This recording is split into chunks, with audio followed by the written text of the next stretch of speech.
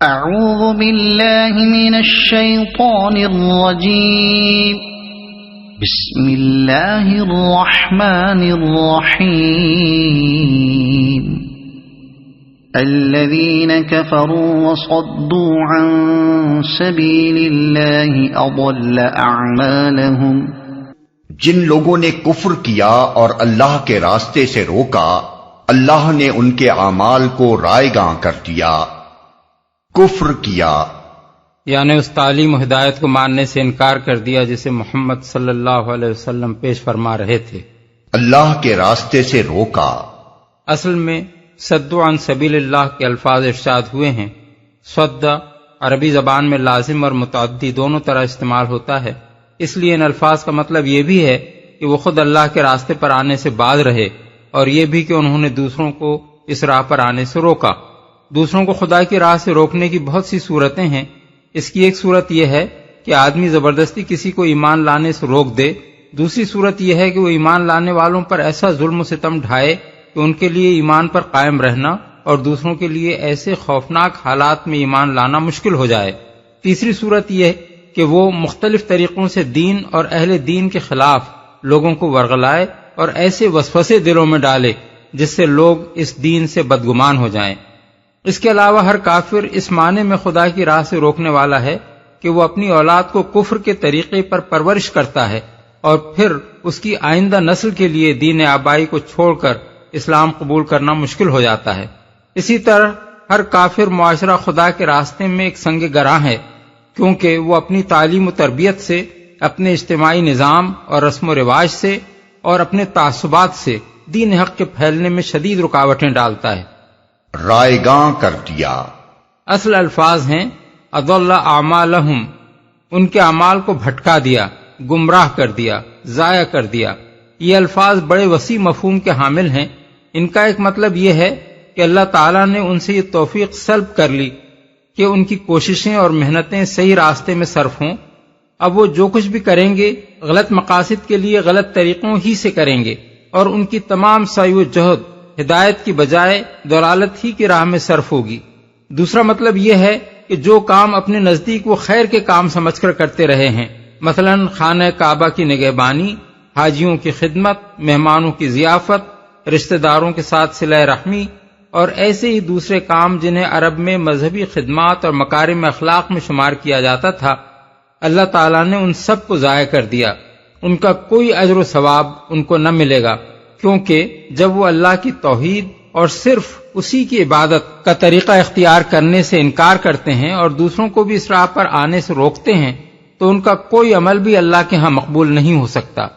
تیسرا مطلب یہ ہے کہ راہ حق کو روکنے اور اپنے کافرانہ مذہب کو عرب میں زندہ رکھنے کے لیے جو کوششیں وہ محمد صلی اللہ علیہ وسلم کے مقابلے میں کر رہے ہیں، اللہ نے ان کو رائیگاں کر دیا۔ ان کی ساری تدبیریں اب محض ایک تیر بے ہدف ہیں، ان تدبیروں سے وہ اپنے مقصد کو ہرگز نہ پہنچ سکیں گے۔ والذین آمنوا وعملوا الصالحات وآمنوا بما نزل على محمد وهو الحق من ربهم كفر عنهم سيئاتهم وأصلح بالهم۔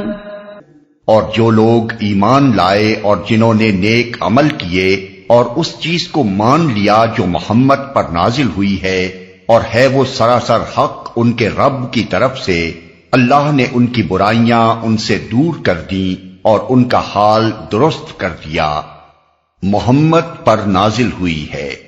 اگرچہ الذین آمنوا کہنے کے بعد آمنوا بما نزل علی محمد کہنے کی حاجت باقی نہیں رہتی، کیونکہ ایمان لانے میں محمد صلی اللہ علیہ وسلم اور آپ پر نازل ہونے والی تعلیمات پر ایمان لانا آپ سے آپ شامل ہے، لیکن اس کا الگ ذکر خاص طور پر یہ جتانے کے لیے کیا گیا ہے کہ محمد صلی اللہ علیہ وسلم کے مبعوث ہو جانے کے بعد کسی شخص کا خدا اور آخرت اور پچھلے رسولوں اور پچھلی کتابوں کو ماننا بھی اس وقت تک نافع نہیں ہے جب تک کہ وہ آپ کو اور آپ کی لائی ہوئی تعلیمات کو نہ مان لے۔ یہ تصریح اس لیے ضروری تھی کہ ہجرت کے بعد اب مدینہ طیبہ میں ان لوگوں سے بھی سابقہ درپیش تھا جو ایمان کے دوسرے تمام لوازم کو تو مانتے تھے، مگر محمد صلی اللہ علیہ وسلم کی رسالت کو ماننے سے انکار کر رہے تھے۔ برائیاں ان سے دور کر دیں۔ اس کے دو مطلب ہیں، ایک یہ کہ جاہلیت کے زمانے میں جو گناہ ان سے سرزد ہوئے تھے اللہ تعالیٰ نے وہ سب ان کے حساب سے ساقط کر دیے، اب ان گناہوں پر کوئی باز پرس ان سے نہ ہوگی۔ دوسرا مطلب یہ ہے کہ عقائد اور خیالات اور اخلاق اور اعمال کی جن خرابیوں میں وہ مبتلا تھے اللہ تعالیٰ نے وہ ان سے دور کر دیں، ان کے ذہن بدل گئے، ان کے عقائد اور خیالات بدل گئے، ان کی عادتیں اور خصلتیں بدل گئیں، ان کی سیرتیں اور ان کے کردار بدل گئے۔ اب ان کے اندر جاہلیت کی جگہ ایمان ہے اور بد کرداریوں کی جگہ عمل صالح۔ ان کا حال درست کر دیا۔ اس کے بھی دو مطلب ہیں، ایک یہ کہ پچھلی حالت کو بدل کر آئندہ کے لیے اللہ نے ان کو صحیح راستے پر ڈال دیا اور ان کی زندگیاں سنوار دیں۔ دوسرا مطلب یہ کہ جس کمزوری و بے بسی اور مظلومی کی حالت میں وہ اب تک مبتلا تھے اللہ تعالیٰ نے ان کو اس سے نکال دیا ہے، اب اس نے ایسے حالات ان کے لیے پیدا کر دیے ہیں جن میں وہ ظلم سہنے کے بجائے ظالموں کا مقابلہ کریں گے، محکوم ہو کر رہنے کے بجائے اپنی زندگی کا نظام خود آزادی کے ساتھ چلائیں گے اور مغلوب ہونے کے بجائے غالب ہو کر رہیں گے۔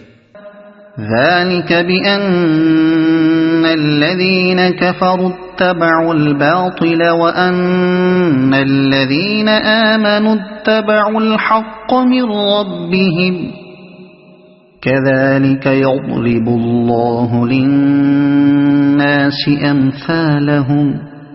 یہ اس لیے کہ کفر کرنے والوں نے باطل کی پیروی کی اور ایمان لانے والوں نے اس حق کی پیروی کی جو ان کے رب کی طرف سے آیا ہے، اس طرح اللہ لوگوں کو ان کی ٹھیک ٹھیک حیثیت بتائے دیتا ہے۔ اصل الفاظ ہیں کذالک یضرب اللہ للناس امثالہم۔ اس فقرے کا لفظی ترجمہ تو یہ ہے کہ اس طرح اللہ لوگوں کے لیے ان کی مثالیں دیتا ہے، لیکن اس لفظی ترجمے سے اصل مفہوم واضح نہیں ہوتا۔ اصل مفہوم یہ ہے کہ اللہ تعالیٰ اس طرح فریقین کو ان کی پوزیشن ٹھیک ٹھیک بتائے دیتا ہے۔ ایک فریق باطل کی پیروی پر مصر ہے، اس لیے اللہ نے اس کی ساری سعی و عمل کو لاحاصل کر دیا ہے، اور دوسرے فریق نے حق کی پیروی اختیار کی ہے، اس لیے اللہ نے اس کو برائیوں سے پاک کر کے اس کے حالات درست کر دیے ہیں۔ فَإِذَا لَقِيتُمُ الَّذِينَ كَفَرُوا فَضَرْبَ الرِّقَابِ حَتَّى إِذَا أَثْخَنْتُمُوهُمْ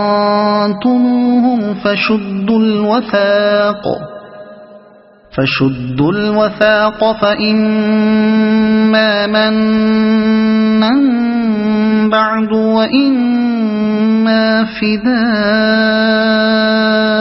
حَتَّى تَضَعَ الْحَرْبُ أَوْزَارَهَا ذَلِكَ وَلَوْ يَشَاءُ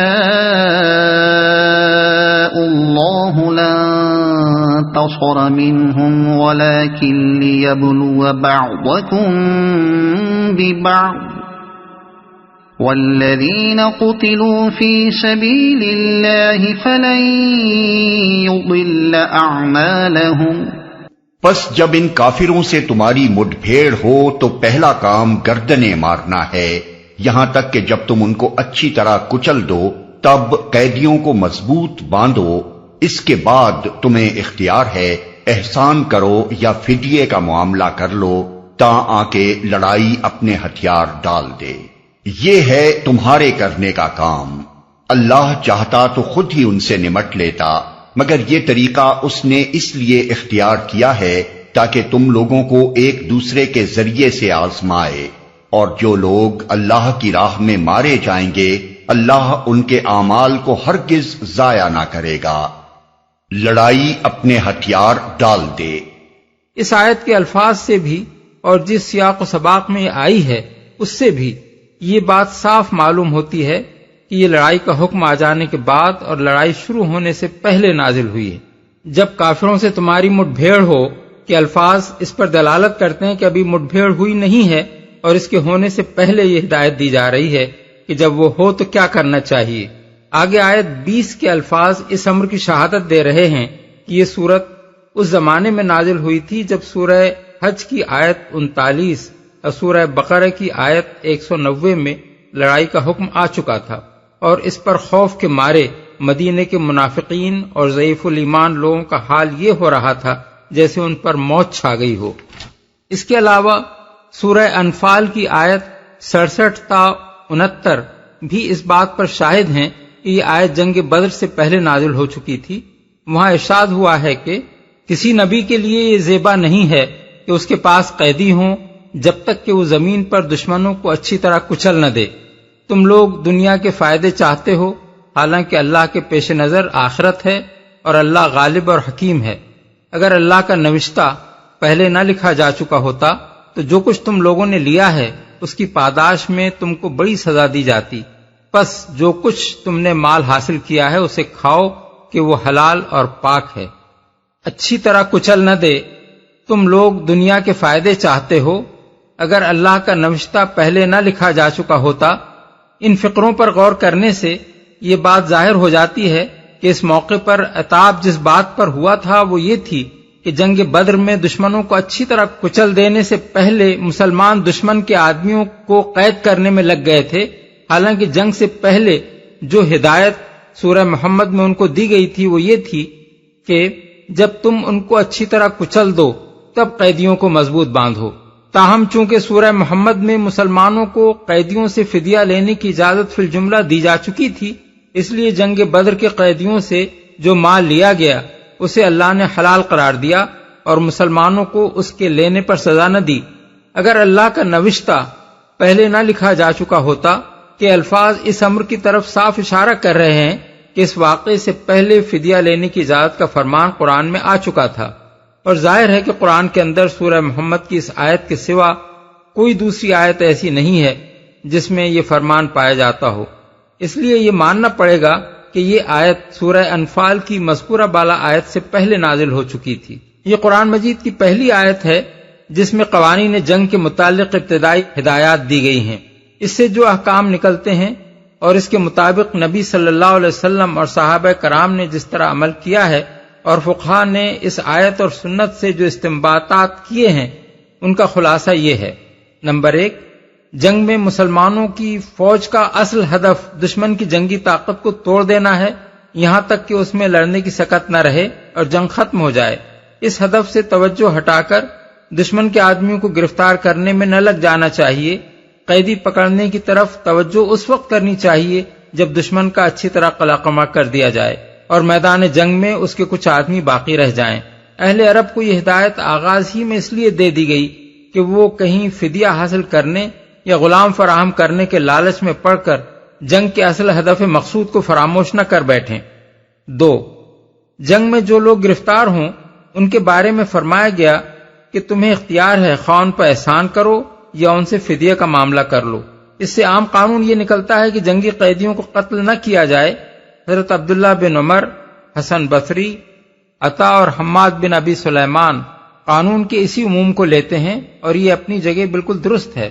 وہ کہتے ہیں کہ آدمی کو قتل لڑائی کی حالت میں کیا جا سکتا ہے، جب لڑائی ختم ہو گئی اور قیدی ہمارے قبضے میں آ گیا تو اسے قتل کرنا درست نہیں ہے۔ ابن جریر اور ابو بکر جساس کی روایت ہے کہ حجاج بن یوسف نے جنگی قیدیوں میں سے ایک قیدی کو حضرت عبداللہ بن عمر کے حوالے کیا اور حکم دیا کہ اسے قتل کر دیں۔ انہوں نے انکار کر دیا اور یہ آیت پڑھ کر فرمایا کہ ہمیں قید کی حالت میں کسی کو قتل کرنے کا حکم نہیں دیا گیا ہے۔ امام محمد نے السیر الکبیر میں بھی ایک واقعہ لکھا ہے کہ عبداللہ بن عامر نے حضرت عبداللہ بن عمر کو ایک جنگی قیدی کے قتل کا حکم دیا تھا اور انہوں نے اسی بنا پر اس حکم کی تعمیل سے انکار کر دیا تھا۔ 3، مگر چونکہ اس آیت میں قتل کی صاف ممانعت بھی نہیں کی گئی ہے، اس لیے رسول اللہ صلی اللہ علیہ وسلم نے اللہ تعالیٰ کے حکم کا منشا یہ سمجھا اور اسی پر عمل بھی فرمایا کہ اگر کوئی خاص وجہ ایسی ہو جس کی بنا پر اسلامی حکومت کا فرما روا کسی قیدی یا بعض قیدیوں کو قتل کرنا ضروری سمجھے تو ایسا کر سکتا ہے۔ یہ عام قاعدہ نہیں ہے بلکہ قاعدہ عام میں ایک استثناء ہے جسے بضرورت ہی استعمال کیا جائے گا۔ چنانچہ رسول اللہ صلی اللہ علیہ وسلم نے جنگ بدر کے 70 قیدیوں میں سے صرف عقبہ بن ابی معیط اور نضر بن الحارث کو قتل کیا۔ جنگ احد کے قیدیوں میں سے صرف ابو عزہ شاعر کو قتل فرمایا بنی قریظہ نے چونکہ اپنے آپ کو حضرت سعد بن معاذ کے فیصلے پر حوالے کیا تھا اور ان کے اپنے تسلیم کردہ حکم کا فیصلہ یہ تھا کہ ان کے مردوں کو قتل کر دیا جائے، اس لیے آپ نے ان کو قتل کرا دیا۔ جنگ خیبر میں جو لوگ گرفتار ہوئے ان میں سے صرف کنانہ ابن ابی الحقیق قتل کیا گیا کیونکہ اس نے بدعہدی کی تھی۔ فتح مکہ کے بعد آپ نے تمام اہل مکہ میں سے صرف چند خاص اشخاص کے متعلق حکم دیا کہ ان میں سے جو بھی پکڑا جائے وہ قتل کر دیا جائے۔ ان مستثنیات کے سوا حضور کا عام طریقہ اسیران جنگ کو قتل کرنے کا کبھی نہیں رہا، اور یہی عمل خلفائے راشدین کا بھی تھا۔ ان کے زمانے میں بھی قتل اسیران جنگ کی مثالیں شاذ و نادر ہی ملتی ہیں، اور ہر مثال میں قتل کسی خاص وجہ سے کیا گیا ہے۔ حضرت عمر بن عبدالعزیز نے بھی اپنے پورے زمانہ خلافت میں صرف ایک جنگی قیدی کو قتل کیا، اور اس کی وجہ یہ تھی کہ اس نے مسلمانوں کو بہت تکلیفیں پہنچائی تھیں۔ اسی بنا پر جمہور فقہا اس بات کے قائل ہیں کہ اسلامی حکومت اگر ضرورت سمجھے تو اسیر کو قتل کر سکتی ہے، لیکن یہ فیصلہ کرنا حکومت کا کام ہے۔ ہر فوجی اس کا مجاز نہیں ہے کہ جس قیدی کو چاہے قتل کر دے، البتہ اگر قیدی کے فرار ہونے کا یا اس سے کسی خطرناک شرارت کا اندیشہ ہو جائے تو جس شخص کو بھی اس صورتحال سے سابقہ پیش آئے وہ اسے قتل کر سکتا ہے۔ اس سلسلے میں فقہاء اسلام نے 3 تصریحات اور بھی کی ہیں۔ ایک یہ کہ اگر قیدی اسلام قبول کر لے تو اسے قتل نہیں کیا جائے گا۔ دوسرے یہ کہ قیدی صرف اسی وقت تک قتل کیا جا سکتا ہے جب تک وہ حکومت کی تحویل میں ہو، تقسیم یا بیع کے ذریعے سے اگر وہ کسی شخص کی ملک میں جا چکا ہو تو پھر اسے قتل نہیں کیا جا سکتا۔ تیسرے یہ کہ قیدی کو قتل کرنا ہو تو بس سیدھی طرح قتل کر دیا جائے، عذاب دے دے کر نہ مارا جائے۔ 4 جنگی قیدیوں کے بارے میں عام حکم جو دیا گیا ہے وہ یہ ہے کہ یا ان پر احسان کرو یا فدیے کا معاملہ کر لو۔ احسان میں 4 چیزیں شامل ہیں۔ ایک یہ کہ قید کی حالت میں ان سے اچھا برتاؤ کیا جائے، دوسرے یہ کہ قتل یا دائمی قید کے بجائے ان کو غلام بنا کر افراد مسلمین کے حوالے کر دیا جائے، تیسرے یہ کہ جزیہ لگا کر ان کو ذمہ بنا لیا جائے، چوتھے یہ کہ ان کو بلا معاوضہ رہا کر دیا جائے۔ فدیے کا معاملہ کرنے کی 3 صورتیں ہیں۔ ایک یہ کہ مالی معاوضہ لے کر انہیں چھوڑا جائے، دوسرے یہ کہ رہائی کی شرط کے طور پر کوئی خاص خدمت لینے کے بعد چھوڑ دیا جائے، تیسرے یہ کہ اپنے ان آدمیوں سے جو دشمن کے قبضے میں ہوں ان کا تبادلہ کر لیا جائے۔ ان سب مختلف صورتوں پر نبی صلی اللہ علیہ وسلم اور صحابہ کرام نے مختلف اوقات میں حسب موقع عمل فرمایا ہے۔ خدا کی شریعت نے اسلامی حکومت کو کسی ایک ہی شکل کا پابند نہیں کر دیا ہے۔ حکومت جس وقت جس طریقے کو مناسب ترین پائے اس پر عمل کر سکتی ہے۔ 5 نبی صلی اللہ علیہ وسلم اور صحابہ کے عمل سے یہ ثابت ہے کہ ایک جنگی قیدی جب تک حکومت کی قید میں رہے اس کی غذا اور لباس، اور اگر وہ بیمار یا زخمی ہو تو اس کا علاج حکومت کے ذمہ ہے۔ قیدیوں کو بھوکا ننگا رکھنے یا ان کو عذاب دینے کا کوئی جواز اسلامی شریعت میں نہیں ہے، بلکہ اس کے برعکس حسن سلوک اور فیاضانہ برتاؤ کی ہدایت بھی کی گئی ہے، اور عملاً بھی اسی کی نظیریں سنت میں ملتی ہیں۔ جنگ بدر کے قیدیوں کو رسول اللہ صلی اللہ علیہ وسلم نے مختلف صحابہ کے گھروں میں بانٹ دیا اور ہدایت فرمائی کہ استوصوا بالاسارى خیرا، یعنی ان قیدیوں کے ساتھ اچھا سلوک کرنا۔ ان میں سے ایک قیدی ابو عزیز کا بیان ہے کہ مجھے جن انصاریوں کے گھر میں رکھا گیا تھا وہ صبح شام مجھ کو روٹی کھلاتے تھے اور خود صرف کھجوریں کھا کر رہ جاتے تھے۔ ایک اور قیدی سہیل بن عمرو کے متعلق حضور سے کہا گیا کہ بڑا آتش بیان مقرر ہے، آپ کے خلاف تقریریں کرتا رہا ہے، اس کے دانت توڑوا دیجئے۔ حضور نے جواب دیا، اگر میں اس کے دانت توڑواؤں تو اللہ میرے دانت توڑ دے گا، اگرچہ میں نبی ہوں۔ سیرت ابن ہشام۔ یمامہ کے سردار سمامہ بن اسال جب گرفتار ہو کر آئے تو جب تک وہ قید میں رہے نبی صلی اللہ علیہ وسلم کے حکم سے عمدہ کھانا اور دودھ ان کے لیے مہیا کیا جاتا رہا۔ ابن ہشام۔ یہی طرز عمل صحابہ کرام کے دور میں بھی رہا۔ جنگی قیدیوں سے برے سلوک کی کوئی نظیر اس دور میں نہیں ملتی۔ 6 قیدیوں کے معاملے میں یہ شکل اسلام نے سرے سے اپنے ہاں رکھی ہی نہیں ہے کہ ان کو ہمیشہ قید رکھا جائے اور حکومت ان سے جبری محنت لیتی رہے۔ اگر ان کے ساتھ یا ان کی قوم کے ساتھ تبادلہ اسیران جنگ یا فدیے کا کوئی معاملہ طے نہ ہو سکے تو ان کے معاملے میں احسان کا طریقہ یہ رکھا گیا ہے کہ انہیں غلام بنا کر افراد کی ملکیت میں دے دیا جائے اور ان کے مالکوں کو ہدایت کی جائے کہ وہ ان کے ساتھ اچھا سلوک کریں۔ نبی صلی اللہ علیہ وسلم کے عہد میں بھی اس طریقے پر عمل کیا گیا ہے، صحابہ کرام کے عہد میں بھی یہ جاری رہا ہے اور فقہاء اسلام بالاتفاق اس کے جواز کے قائل ہیں۔ اس سلسلے میں یہ بات جان لینی چاہیے کہ جو شخص قید میں آنے سے پہلے اسلام قبول کر چکا ہو اور پھر کسی طرح گرفتار ہو جائے وہ تو آزاد کر دیا جائے گا، مگر جو شخص قید ہونے کے بعد اسلام قبول کرے یا کسی شخص کی ملکیت میں دے دیے جانے کے بعد مسلمان ہو تو یہ اسلام اس کے لیے آزادی کا سبب نہیں بن سکتا۔ مسند احمد، مسلم اور ترمذی میں حضرت عمران بن حسین کی روایت ہے کہ بنی عقیل کا ایک شخص گرفتار ہو کر آیا اور اس نے کہا کہ میں نے اسلام قبول کر لیا۔ نبی صلی اللہ علیہ وسلم نے فرمایا لو قلتہا وانت تملک امرک افلحت کل الفلاح، یعنی اگر یہ بات تو نے اس وقت کہی ہوتی جب تو آزاد تھا تو یقیناً فلاح پا جاتا۔ یہی بات حضرت عمر نے فرمائی ہے کہ اذا اسلم الاسیر فی اید المسلمین فقد امن من القتل وهو رقیق، یعنی جب قیدی مسلمانوں کے قبضے میں آنے کے بعد مسلمان ہو تو وہ قتل سے تو محفوظ ہو جائے گا مگر غلام رہے گا۔ اسی بنا پر فقہاء اسلام کا اس پر اتفاق ہے کہ قید ہونے کے بعد مسلمان ہونے والا غلامی سے نہیں بچ سکتا۔ السیر الکبیر امام محمد۔ اور یہ بات سراسر معقول بھی ہے۔ اگر ہمارا قانون یہ ہوتا کہ جو شخص بھی گرفتار ہونے کے بعد اسلام قبول کر لے گا وہ آزاد کر دیا جائے گا تو آخر وہ کون سا نادان قیدی ہوتا جو کلمہ پڑھ کر رہائی نہ حاصل کر لیتا۔ 7. قیدیوں کے ساتھ احسان کی تیسری صورت اسلام میں یہ رکھی گئی ہے کہ جزیہ لگا کر ان کو دارالاسلام کی ذمہ رعایا بنا لیا جائے اور وہ اسلامی مملکت میں اسی طرح آزاد ہو کر رہیں جس طرح مسلمان رہتے ہیں۔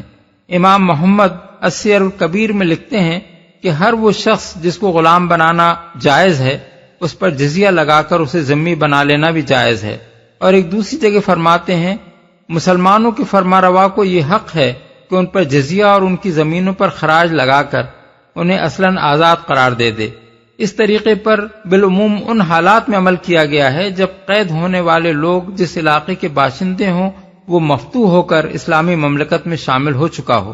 مثال کے طور پر نبی صلی اللہ علیہ وسلم نے اہل خیبر کے معاملے میں یہ طریقہ اختیار فرمایا تھا اور پھر حضرت عمر نے سواد عراق اور دوسرے علاقوں کی فتح کے بعد بڑے پیمانے پر اس کی پیروی کی۔ ابو عبید نے کتاب الاموال میں لکھا ہے کہ عراق کی فتح کے بعد اس علاقے کے سرکردہ لوگوں کا ایک وفد حضرت عمر کے پاس حاضر ہوا اور اس نے عرض کیا کہ اے امیر المومنین، پہلے اہل ایران ہم پر مسلط تھے، انہوں نے ہم کو بہت ستایا، بڑا برا برتاؤ ہمارے ساتھ کیا اور طرح طرح کی زیادتیاں ہم پر کرتے رہے۔ پھر جب خدا نے آپ لوگوں کو بھیجا تو ہم آپ کی آمد سے بڑے خوش ہوئے اور آپ کے مقابلے میں نہ کوئی مدافعت ہم نے کی نہ جنگ میں کوئی حصہ لیا۔ اب ہم نے سنا ہے کہ آپ ہمیں غلام بنا لینا چاہتے ہیں۔ حضرت عمر نے جواب دیا تم کو اختیار ہے کہ مسلمان ہو جاؤ یا جزیہ قبول کر کے آزاد رہو۔ ان لوگوں نے جزیہ قبول کر لیا اور وہ آزاد چھوڑ دیے گئے۔ ایک اور جگہ اسی کتاب میں ابو عبید بیان کرتے ہیں کہ حضرت عمر نے حضرت ابو موسیٰ اشعری کو لکھا کہ جنگ میں جو لوگ پکڑے گئے ہیں ان میں سے ہر کاشتکار اور کسان کو چھوڑ دو۔ 8. احسان کی چوتھی صورت یہ ہے کہ قیدی کو بلا کسی فدیے اور معاوضے کے یوں ہی رہا کر دیا جائے۔ یہ ایک خاص رعایت ہے جو اسلامی حکومت صرف اسی حالت میں کر سکتی ہے جب کسی خاص قیدی کے حالات اس کے متقاضی ہوں یا توقع ہو کہ یہ رعایت اس قیدی کو ہمیشہ کے لیے ممنون احسان کر دے گی اور وہ دشمن سے دوست یا کافر سے مومن بن جائے گا، ورنہ ظاہر ہے کہ دشمن قوم کے کسی شخص کو اس لیے چھوڑ دینا کہ وہ پھر ہم سے لڑنے آ جائے کسی طرح بھی تقاضائے مصلحت نہیں ہو سکتا۔ اسی لیے فقہاء اسلام نے بالعموم اس کی مخالفت کی ہے اور اس کے جواز کے لیے یہ شرط لگائی ہے کہ اگر امام مسلمین قیدیوں کو یا ان میں سے بعض کو بطور احسان چھوڑ دینے میں مصلحت پائے تو ایسا کرنے میں مذائقہ نہیں ہے۔ السیر الکبیر۔ نبی صلی اللہ علیہ وسلم کے عہد میں اس کی بہت سی نظیریں ملتی ہیں اور قریب قریب سب میں مصلحت کا پہلو نمایاں ہے۔ جنگ بدر کے قیدیوں کے متعلق آپ نے فرمایا، لو کان المطعم بن عدی حیا ثم کلمنی فی ہؤلاء النتنا لترکتہم لہ، بخاری، ابو داؤد، مسند احمد۔ اگر مطعم بن عدی زندہ ہوتا اور وہ مجھ سے ان گھناؤنے لوگوں کے بارے میں بات کرتا تو میں اس کی خاطر انہیں یوں ہی چھوڑ دیتا۔ یہ بات حضور نے اس لیے فرمائی تھی کہ آپ جب طائف سے مکہ معظمہ واپس ہوئے تھے اس وقت مطعم ہی نے آپ کو اپنی پناہ میں لیا تھا اور اس کے لڑکے ہتھیار باندھ کر اپنی حفاظت میں آپ کو حرم میں لے گئے تھے، اس لیے آپ اس کے احسان کا بدلہ اس طرح اتارنا چاہتے تھے۔ بخاری، مسلم اور مسند احمد کی روایت ہے کہ یمامہ کے سردار سمامہ بن اسال جب گرفتار ہو کر آئے تو حضور نے ان سے پوچھا، سمامہ تمہارا کیا خیال ہے؟ انہوں نے کہا، اگر آپ مجھے قتل کریں گے تو ایسے شخص کو قتل کریں گے جس کا خون کچھ قیمت رکھتا ہے، اگر مجھ پر احسان کریں گے تو ایسے شخص پر کریں گے جو احسان ماننے والا ہے، اور اگر آپ مال لینا چاہتے ہیں تو مانگیے، آپ کو دیا جائے گا۔ 3 دن تک آپ ان سے یہی بات پوچھتے رہے اور وہ یہی جواب دیتے رہے۔ آخر کو آپ نے حکم دیا کہ سمامہ کو چھوڑ دو۔ رہائی پاتے ہی وہ قریب کے ایک نخلستان میں گئے، نہا دھو کر واپس آئے، کلمہ پڑھ کر مسلمان ہوئے اور عرض کیا کہ آج سے پہلے کوئی شخص میرے لیے آپ سے اور کوئی دین آپ کے دین سے بڑھ کر مبغوض نہ تھا، مگر اب کوئی شخص اور کوئی دین مجھے آپ سے اور آپ کے دین سے بڑھ کر محبوب نہیں ہے۔ پھر وہ عمرے کے لیے مکے گئے اور وہاں قریش کے لوگوں کو نوٹس دے دیا کہ آج کے بعد کوئی غلہ تمہیں یمامہ سے نہ پہنچے گا جب تک محمد صلی اللہ علیہ وسلم اجازت نہ دیں۔ چنانچہ انہوں نے ایسا ہی کیا اور مکے والوں کو حضور سے التجا کرنی پڑی کہ یمامہ سے ہمارے غلے کی رسد بند نہ کرائیں۔ بنی قریظہ کے قیدیوں میں سے آپ نے زبیر بن باتا اور عمرو بن سعد یا ابن سودا کی جان بخشی کی۔ زبیر کو اس لیے چھوڑا کہ اس نے جاہلیت کے زمانے میں جنگ بعاث کے موقع پر حضرت ثابت بن قیس انصاری کو پناہ دی تھی، اس لیے آپ نے اس کو حضرت ثابت کے حوالے کر دیا تاکہ اس کے احسان کا بدلہ ادا کر دیں۔ اور عمرو بن سعد کو اس لیے چھوڑا کہ جب بنی قریظہ حضور کے ساتھ بدعہدی کر رہے تھے اس وقت یہی شخص اپنے قبیلے کو غداری سے منع کر رہا تھا۔ کتاب الاموال لابی عبید۔ غزوہ بن المستلق کے بعد جب اس قبیلے کے قیدی لائے گئے اور لوگوں میں تقسیم کر دیے گئے اس وقت حضرت جویریہ جس شخص کے حصے میں آئی تھیں اس کو ان کا معاوضہ ادا کر کے آپ نے انہیں رہا کرایا اور پھر ان سے خود نکاح کر لیا۔ اس پر تمام مسلمانوں نے یہ کہہ کر اپنے اپنے حصے کے قیدیوں کو آزاد کر دیا کہ یہ اب رسول اللہ صلی اللہ علیہ وسلم کے رشتہ دار ہو چکے ہیں۔ اس طرح 100 خاندانوں کے آدمی رہا ہو گئے۔ مسند احمد، طبقات ابن سعد، سیرت ابن ہشام۔ صلح حدیبیہ کے موقع پر مکے کے 80 آدمی تنیم کی طرف سے آئے اور فجر کی نماز کے قریب انہوں نے آپ کے کیمپ پر اچانک شپون مارنے کا ارادہ کیا، مگر وہ سب کے سب پکڑ لیے گئے اور حضور نے سب کو چھوڑ دیا تاکہ اس نازک موقع پر یہ معاملہ لڑائی کا موجب نہ بن جائے۔ مسلم، ابو داؤد، نسائی، ترمذی، مسند احمد۔ فتح مکہ کے موقع پر آپ نے چند آدمیوں کو مستثنی کر کے تمام اہل مکہ کو بطور احسان معاف کر دیا، اور جنہیں مستثنی کیا تھا ان میں سے بھی 3-4 کے سوا کوئی قتل نہ کیا گیا۔ سارا عرب اس بات کو جانتا تھا کہ اہل مکہ نے رسول اللہ صلی اللہ علیہ وسلم اور مسلمانوں پر کیسے کیسے ظلم کیے تھے۔ اس کے مقابلے میں فتح پا کر جس عالی حوصلگی کے ساتھ حضور نے ان لوگوں کو معاف فرمایا، اس سے اہل عرب کو یہ اطمینان حاصل ہو گیا کہ ان کا سابقہ کسی جبار سے نہیں بلکہ ایک نہایت رحیم و شفیق اور فیاض رہنما سے ہے۔ اسی بنا پر فتح مکہ کے بعد پورے جزیرۃ العرب کو مسخر ہونے میں 2 سال سے زیادہ دیر نہ لگی۔ جنگ حنین کے بعد جب قبیلہ حوازن کا وفد اپنے قیدیوں کے رہائی کے لیے حاضر ہوا تو سارے قیدی تقسیم کیے جا چکے تھے۔ حضور نے سب مسلمانوں کو جمع کیا اور فرمایا، یہ لوگ تائب ہو کر آئے ہیں اور میری رائے یہ ہے کہ ان کے قیدی ان کو واپس دے دیے جائیں۔ تم میں سے جو کوئی بخوشی اپنے حصے میں آئے ہوئے قیدی کو بلا معاوضہ چھوڑنا چاہے وہ اس طرح چھوڑ دے، اور جو معاوضہ لینا چاہے اس کو ہم بیت المال میں آنے والی پہلی آمدنی سے معاوضہ دے دیں گے۔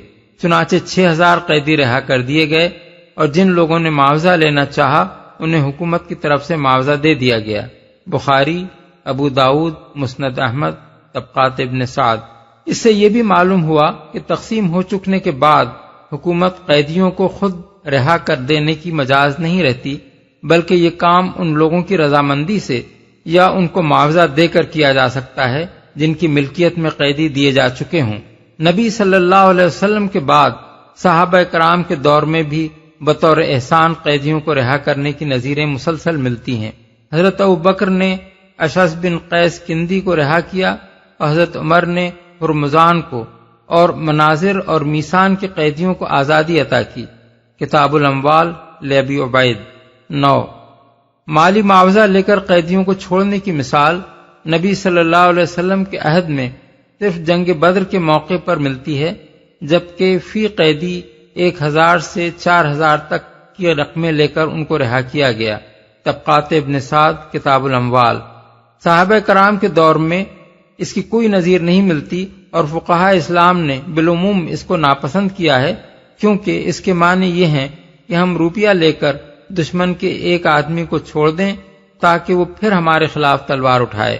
لیکن چونکہ قرآن میں فدیہ لینے کی اجازت دی گئی ہے اور رسول اللہ صلی اللہ علیہ وسلم نے ایک مرتبہ اس پر عمل بھی کیا ہے، اس لیے ایسا کرنا مطلقاً ممنوع نہیں ہے۔ امام محمد السیر الکبیر میں کہتے ہیں کہ اگر مسلمانوں کو اس کی ضرورت پیش آئے تو وہ مالی معاوضہ لے کر قیدیوں کو چھوڑ سکتے ہیں۔ 10، کوئی خدمت لے کر چھوڑنے کی مثال بھی جنگ بدر کے موقع پر ملتی ہے۔ قریش کے قیدیوں میں سے جو لوگ مالی فدیہ دینے کے قابل نہ تھے، ان کی رہائی کے لیے حضور نے یہ شرط عائد کر دی کہ وہ انصار کے 10 بچوں کو لکھنا پڑھنا سکھا دیں۔ مسند احمد، طبقات ابن سعد، کتاب الاموال۔ 11، قیدیوں کے تبادلے کی متعدد مثالیں ہم کو نبی صلی اللہ علیہ وسلم کے عہد میں ملتی ہیں۔ ایک مرتبہ حضور نے حضرت ابو بکر رضی اللہ عنہ کو ایک مہم پر بھیجا اور اس میں چند قیدی گرفتار ہوئے۔ ان میں ایک نہایت خوبصورت عورت بھی تھی جو حضرت سلمہ بن اکوع کے حصے میں آئی۔ رسول اللہ صلی اللہ علیہ وسلم نے باسرار اس کو حضرت سلمہ سے مانگ لیا اور پھر اسے مکہ بھیج کر اس کے بدلے کئی مسلمان قیدیوں کو رہا کرایا۔ مسلم، ابو داؤد، طحاوی، کتاب الاموال لابی عبید، طبقات ابن سعد۔ حضرت عمران بن حسین کی روایت ہے کہ ایک مرتبہ قبیلہ ثقیف نے مسلمانوں کے 2 آدمیوں کو قید کر لیا۔ اس کے کچھ مدت بعد ثقیف کے حلیف قبیلے بنی عقیل کا ایک آدمی مسلمانوں کے پاس گرفتار ہو گیا۔ حضور نے اس کو طائف بھیج کر اس کے بدلے ان دونوں مسلمانوں کو رہا کرا لیا۔ مسلم، ترمذی، مسند احمد۔ فقہاء میں سے امام ابو یوسف، امام محمد، امام شافعی، امام مالک اور امام احمد تبادلہ اسیران کو جائز رکھتے ہیں۔ امام ابو حنیفہ کا ایک قول یہ ہے کہ تبادلہ نہیں کرنا چاہیے، مگر دوسرا قول ان کا بھی یہی ہے کہ تبادلہ کیا جا سکتا ہے۔ البتہ اس امر پر سب کا اتفاق ہے کہ جو قیدی مسلمان ہو جائے اسے تبادلے میں کفار کے حوالے نہ کیا جائے۔ اس تشریح سے یہ بات واضح ہو جاتی ہے کہ اسلام نے اسیران جنگ کے معاملے میں ایک ایسا وسیع ضابطہ بنایا ہے جس کے اندر ہر زمانے اور ہر طرح کے حالات میں اس مسئلے سے عہدہ برا ہونے کی گنجائش ہے۔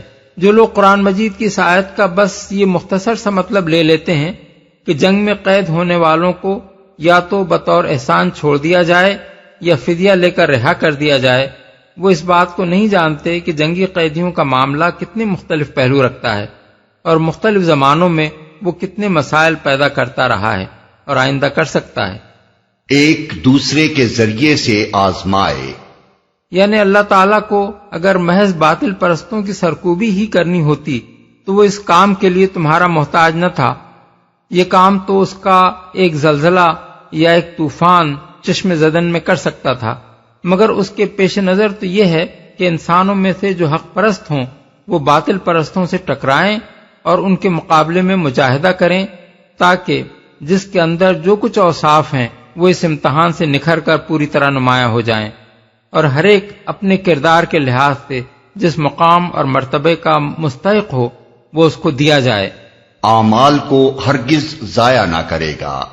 مطلب یہ ہے کہ اللہ کی راہ میں کسی کے مارے جانے کے معنی یہ ہرگز نہیں ہے کہ آدمی اپنی جان سے گیا اور اس کی ذات کی حد تک اس کا کیا کرایا سب ملیا میٹ ہو گیا۔ اگر کوئی شخص یہ سمجھتا ہے کہ شہداء کی قربانیاں خود ان کے لیے نہیں بلکہ صرف انہی لوگوں کے لیے نافع ہیں جو ان کے بعد اس دنیا میں زندہ رہیں اور ان کی قربانیوں سے یہاں متمتع ہوں، تو وہ غلط سمجھتا ہے۔ اصل حقیقت یہ ہے کہ خود شہید ہونے والوں کے لیے بھی یہ زیاں کا نہیں بلکہ نفع کا سودا ہے۔ سَيَهْدِيهِمْ وَيُصْلِحُ بَالَهُمْ وَيُدْخِلُهُمُ الْجَنَّةَ عَرَّفَهَا لَهُمْ، وہ ان کی رہنمائی فرمائے گا، ان کا حال درست کر دے گا اور ان کو اس جنت میں داخل کرے گا جس سے وہ ان کو واقف کرا چکا ہے۔ یہ ہے وہ نفع جو راہ خدا میں جان دینے والوں کو حاصل ہوگا۔ اس کے 3 مراتب بیان فرمائے گئے ہیں۔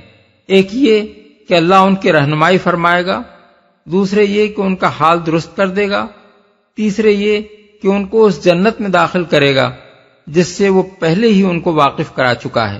رہنمائی کرنے سے مراد ظاہر ہے کہ اس مقام پر جنت کی طرف رہنمائی کرنا ہے۔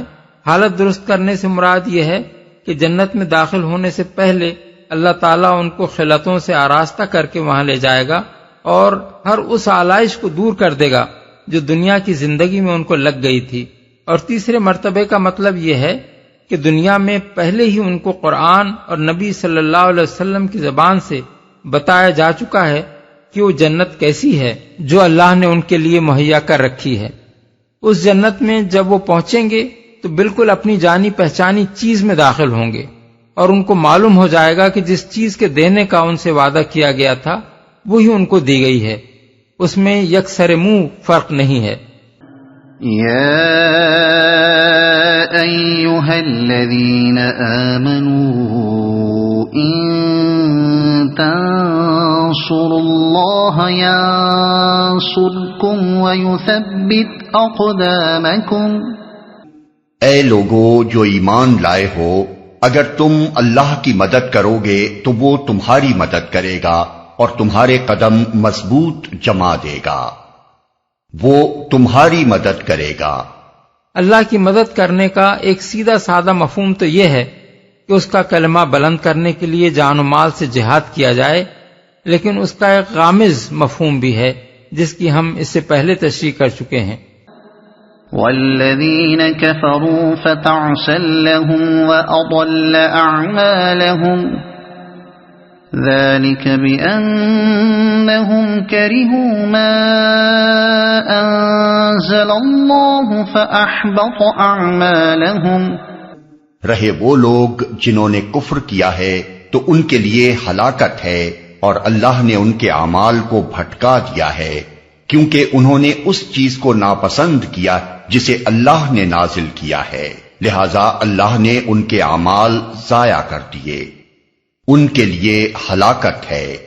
اصل الفاظ ہیں وَتَعْسَ لَهُمْ، تاس ٹھوکر کھا کر منہ کے بل گرنے کو کہتے ہیں، جسے اللہ نے نازل کیا ہے، یعنی انہوں نے اپنی پرانی جاہلیت کے اوہام و تخیلات اور رسم و رواج اور اخلاقی بگاڑ کو ترجیح دی اور اس تعلیم کو پسند نہ کیا جو اللہ نے ان کو سیدھا راستہ بتانے کے لیے نازل کی تھی۔ افلم يسيروا في الارض فينظروا كيف كان عاقبة الذين من قبلهم دمر الله عليهم وللكافرين امثالها ذلك بأن الله مولى الذين آمنوا وأن الكافرين لا مولى لهم، کیا وہ زمین میں چلے پھرے نہ تھے کہ ان لوگوں کا انجام دیکھتے جو ان سے پہلے گزر چکے ہیں؟ اللہ نے ان کا سب کچھ ان پر الٹ دیا، اور ایسے ہی نتائج ان کافروں کے لیے مقدر ہیں۔ یہ اس لیے کہ ایمان لانے والوں کا حامی و ناصر اللہ ہے اور کافروں کا حامی و ناصر کوئی نہیں۔ کافروں کے لیے مقدر ہیں۔ اس فقرے کے دو مطلب ہیں۔ ایک یہ کہ جس تباہی سے وہ کافر دوچار ہوئے ویسی ہی تباہی اب ان کافروں کے لیے مقدر ہے جو محمد صلی اللہ علیہ وسلم کی دعوت کو نہیں مان رہے ہیں۔ دوسرا مطلب یہ ہے کہ ان لوگوں کی تباہی صرف دنیا کے عذاب پر ختم نہیں ہو گئی ہے بلکہ یہی تباہی ان کے لیے آخرت میں بھی مقدر ہے۔ کافروں کا حامی و ناصر کوئی نہیں۔ جنگ احد میں جب نبی صلی اللہ علیہ وسلم زخمی ہو کر چند صحابہ کے ساتھ ایک گھاٹی میں ٹھہرے ہوئے تھے، اس وقت ابو سفیان نے نعرہ لگایا، لنا عزا ولا عزا لکم، یعنی ہمارے پاس عزا ہے اور تمہارا کوئی عزا نہیں ہے۔ اس پر نبی صلی اللہ علیہ وسلم نے صحابہ سے فرمایا، اسے جواب دو، اللہ مولانا ولا مولا لکم، یعنی ہمارا حامی و ناصر اللہ ہے اور تمہارا حامی و ناصر کوئی نہیں۔ حضور کا یہ جواب اسی آیت سے ماخوذ تھا۔